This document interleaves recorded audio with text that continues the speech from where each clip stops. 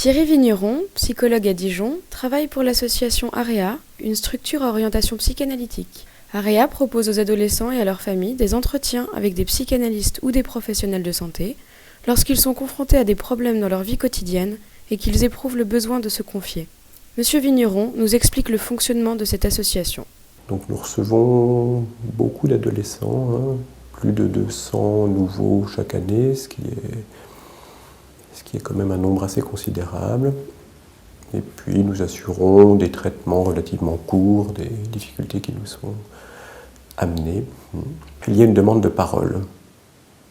En tout cas, c'est frappant ici. Les jeunes viennent non pas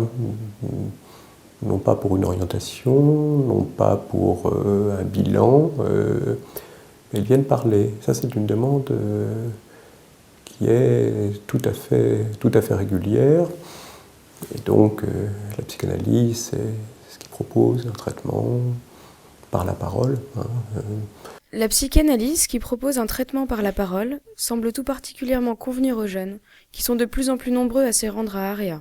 De raisons, ça peut être un échec scolaire, pas facile à vivre, ça peut être des difficultés avec la loi, au sens très large du terme, avec la loi au sens judiciaire, mais des difficultés avec les interdits, des petits comportements qui ne sont pas passés inaperçus des institutions dont ils relèvent. À l'adolescence, c'est quand même le temps de la rencontre amoureuse, et ça, par exemple, c'est quelque chose qui fait que les adolescents viennent frapper à la porte d'un psychanalyste. C'est l'adolescence, il ne faut pas l'oublier, c'est le moment où, comme dit Freud, on a à faire un grand travail dans l'existence, qui est de se séparer de sa famille, et s'en séparer de la bonne manière, parce qu'il y a bien des manières compliquées de s'en séparer, et la bonne manière, ça passe souvent par la rencontre d'un partenaire amoureux.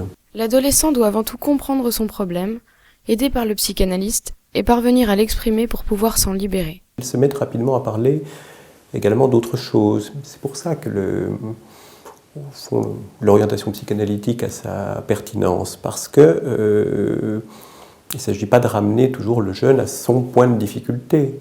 Il s'agit qu'il parle, en effet, de tout ce qui lui passe par la tête. Et il règle un problème par un autre problème. Au fond, bien des jeunes viennent ici régler le problème qu'ils ont avec leurs parents en tombant amoureux de X ou Y. Enfin, et ça, c'est en effet plutôt un accompagnement. Enfin, ou en choisissant telle orientation. Un jeune quand même un peu égaré dans ses choix, égaré dans son rapport à l'autre, se détermine ici autour d'une chose qui se met à l'intéresser.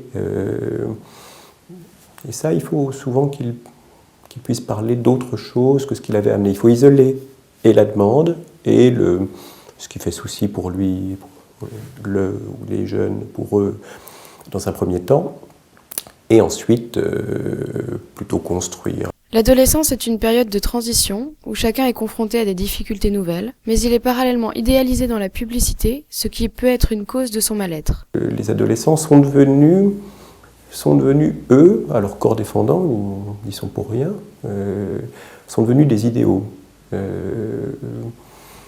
Qu'est-ce qu'on voit fleurir dans les spots publicitaires sur les affiches, des mannequins de 16-17 ans, des sportifs de 17-18, dont la durée de vie est limitée à quelques années. C'est assez cruel de le dire, mais ça dit quelque chose. Ça dit quelque chose de ce que sont les idéaux de notre société, et ça repose pour beaucoup sur les épaules des adolescents. Pour échapper à leur mal-être, un certain nombre de jeunes consomment des produits stupéfiants, et cette consommation ponctuelle et festive devient parfois une addiction réelle. Celui qui utilise des toxiques est quand même souvent, peut témoigner d'une assez grande solitude. Il y a après des usages différents des toxiques. Il y a des toxiques qui font lien à l'autre, il y en a d'autres qui coupent absolument de l'autre.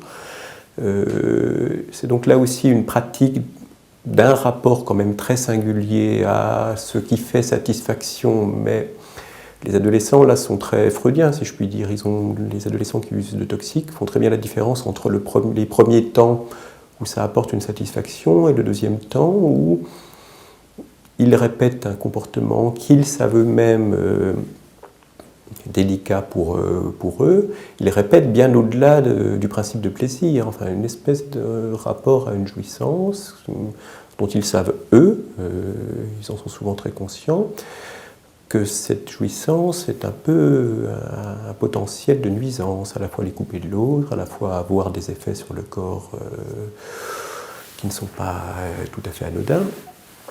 Bon, et ça, nous recevons des jeunes ici qui viennent parler de ça en sachant que le rapport au toxique, par exemple, et la parole ne font pas forcément bon ménage. Une réaction ? Un témoignage ? Commentez ce reportage sur dijonsanté.fr.